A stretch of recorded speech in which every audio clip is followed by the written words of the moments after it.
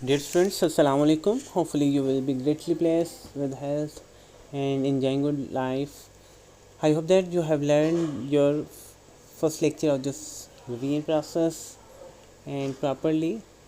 And this is our second lecture of this topic, and the topic is my classmates. Activities, question answers of today. These activities. Question number 1, who is Umar and what does he do? Umar कौन है और वो क्या करता है? Umar is the prefect of class 5 and he always likes to consult and listen to everyone. हमेशा दूसरों की बात सुनता है. First we have to know what's who is Umar. Umar is the prefect of class 5. क्या है? क्लास 5 का प्रीफेक्ट है, यानी कि वो मॉनिटर है. He always likes to listen, he always likes to consult and listen to everyone. हमेशा दूसरों से मुशावरत करने और उनकी बात सुनने को पसंद करता है. Do the boys have friendly relationship? This is the first part of this question, and second part of the question is how do you know that? क्या boys का जो आपस में फ्रेंडली रिलेशनशिप होता है?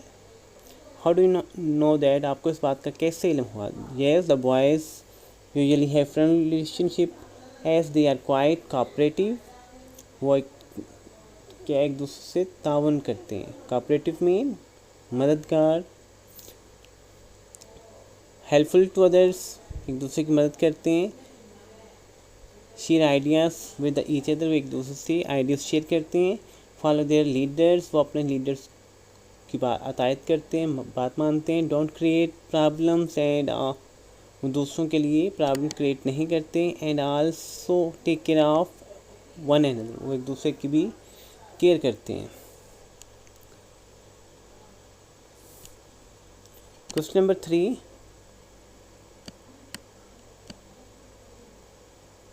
What are the qualities of a good leader? List them. Good leaders की क्या qualities हैं? First, the qualities of the good leaders are hard working, sincere, responsible, punctual, regular, social, humble, good character, good attitude and behavior competent. Hardworking means मेहनती, sincere, मोहलिस यानी कि वो दूसरों से मुनाफकत नहीं करता, धोखा नहीं देता, वो दूसरों से क्या है? मोहलिस है. यानी कि जो बात कहते हैं वो उस बात पे अच्छी नीयत से अमल भी करता है, और अच्छी नीयत होती है उसकी बात कहने में और उस बात पे अमल करने में. रिस्पॉन्सिबल मीन जिम्मेदार, पंक्चुअल मीन वक्त का पाबंद. पॉइंट नंबर 5 इज़ रेगुलर, यानी कि वो कोई भी काम या अगर स्कूल या किसी इदारे का सरबराह है तो वो क्या है? रेगुलर. वो और वक्त पर आता है, वो छुट्टी नहीं करता.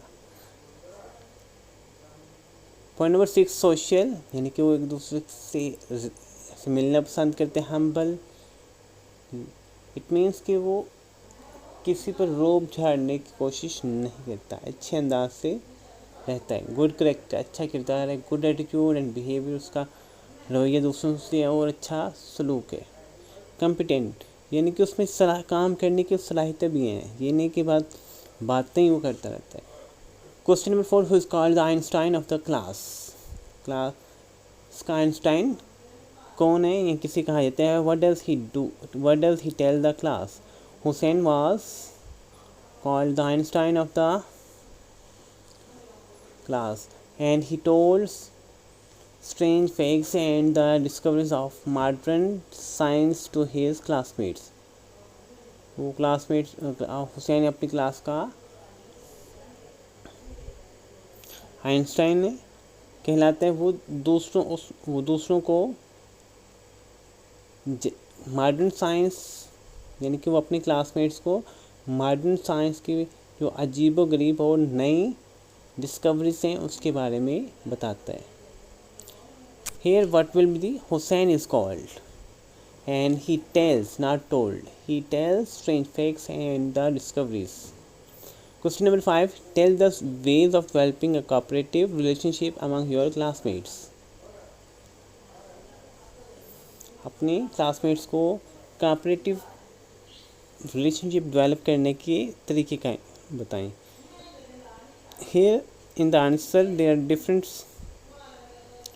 ways are mentioned. Point number 1, by caring about other, दूसरों की केयर करके, by encouraging, दूसरों को हौसला देकर, by appreciating, दूसरों के अच्छे काम की तारीफ़ कर कर, by giving honor and respect, दूसरों को इज्जत देकर, by helping, by being helpful or